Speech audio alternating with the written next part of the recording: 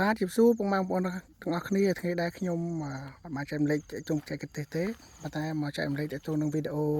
ចម្ងល់ហើយក៏ជាវីដេអូកំសាន្តទេសភាពដែរដូចបងប្អូនបានឃើញអញ្ចឹងនោះគឺជាជើងភ្នំកលែនហើយឥឡូវនោះគឺផ្លូវឡើងពីខាងស្វ័យលើទៅខ្ញុំ zoom ទៅអញ្ចឹងនឹងគឺជាផ្លូវបេតុងដែលឡើងពីខាងស្វ័យលើទៅណាភ្នំកលែន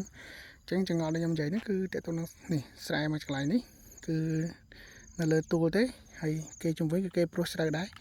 ប៉ុន្តែឃើញស្រូវគាត់ក្រាស់គូសំដែរតែមិនដឹងថាហេតុអីបានគាត់ជាបាញ់ថ្នាំចោលអស់លីងខ្ញុំគិតថាប្រហែលជាគាត់មិនមែនបាញ់ថ្នាំច្រឡំទេគឺថាគាត់គួរបាញ់ថ្នាំចោលហ្នឹងគាត់ថាស្រូវគាត់ស្ដាងពេកឬយ៉ាងណាក៏មិនដឹងស្រូវថាស្រូវស្រុកណាបងប្អូនតែបងប្អូនមើលទៅមិនមែនជាស្ដាងណាស់ណាទេបងប្អូនអាចឃើញស្រូវភាសាតែប៉ុណ្ណេះមិនស្ដាងទេណាមើលភាសាស្រូវភាសាជួនកាលព្រោះអត់បានប៉ុណ្ណឹងផងហើយទៅទងស្មៅគឺងាប់ក្រោយស្រូវទេស្រូវនេះងាប់មុនស្មៅទៀតដោយសារស្រូវយើងខ្សោយជាបាទបងប្អូនបាទអញ្ចឹងយើងមើលលេងទៅបងប្អូនគាត់ជាវីដេអូកំសាន្តលេងទេដោយសារខ្ញុំក៏ឆ្ងល់ដែរក៏មិនបានជួបគាត់ដែរគាត់ยังជីកាត់តាមផ្លូវទៅឃើញណាបងប្អូនគាត់ឆ្ងល់ថាស្រីយើងព្រោះបានក្រាស់ប៉ុណ្ណេះហើយអីគាត់បាញ់ថ្នាំចោលអញ្ចឹងណាខ្ញុំគិតថាមិនមែនច្រឡំថ្នាំទេបងប្អូនអើយពួកអីគាត់ធ្វើស្រែធំប៉ុណ្ណានេះគាត់ច្រឡំថ្នាំបាញ់ស្លាប់ស្មៅទៅស្លាប់ស្រូវដែរមិនមែនទេតែស្រូវគាត់ញប់ស្ដាយមែនណាបងប្អូនមើលលេងចានេះទៅតងនឹងស្រូវណាស្រូវក្រាស់ល្អណាស្រូវមកខ្ទេចមកប៉ុន្តែគ្មានមកវិញរួចទេបងប្អូនមានថាបាញ់ឲ្យរស់វិញណាអានេះសឹងអភ័យទាំងបដូលលេខសើច48សង្ស័យបាញ់48បែបមើល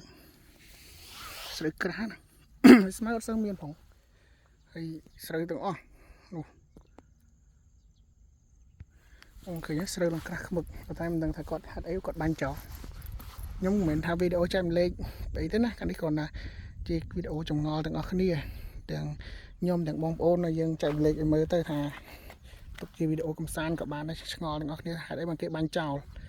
ព្រោះស្រូវនឹងក្រាស់ដែរបាទហើយអមជាមួយទេសភាពក្រោយភ្លៀងស្អាតខ្លាំងណាស់បងប្អូនអើយអញ្ចឹងវីដេអូនេះគឺអត់មានដំណោះស្រាយទេគាត់ចែកម្លែកលេងអំពីរូបភាពប្លែកៗវីដេអូប្លែកៗអំពីស្រែគាត់បាញ់ស្រូវចោលហើយស្រែគាត់នេះចូលហើយ3 4 ហាត់ដែរហ្នឹងធំម្ដងនោះនៅដើមឈើនោះហើយអាតក្រោយនោះ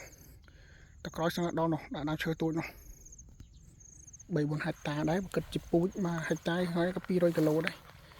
ចឹងអស់ពូជ1 គីឡូបាត់ហើយគាត់បបគាត់បាញ់ណាំចោលហើយស្រូវប៉ុណ្នេះមិនស្ដាងទេបងប្អូនបងប្អូនឃើញតែប៉ុណ្នេះមិនស្ដាងទេស្រូវនេះព្រោះអីយើងនៅដាក់ជីទៅបែកគុំពេញដីណាបាទ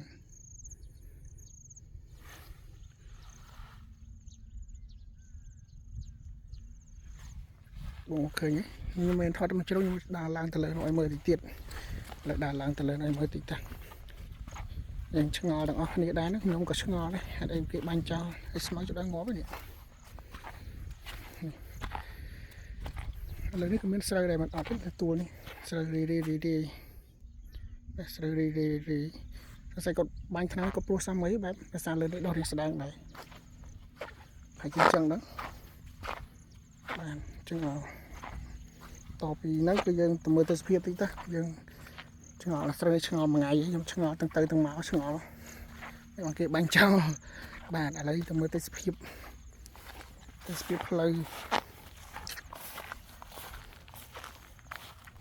នេះផ្លូវភ្នំកលែនពពកនៅដុំនោះឡើយនោះទំភ្លៀងហើយមិញនោះឥឡូវបើថ្ងៃក្តៅចុយបាទចឹងវីដេអូខ្លីខ្ញុំនេះគឺមានតែប៉ុណ្្នឹងឯណាបងប្អូនចែកម្លែកចម្ងល់ទាំងអស់គ្នាឆ្ងល់បាទអរគុណច្រើនបងប្អូន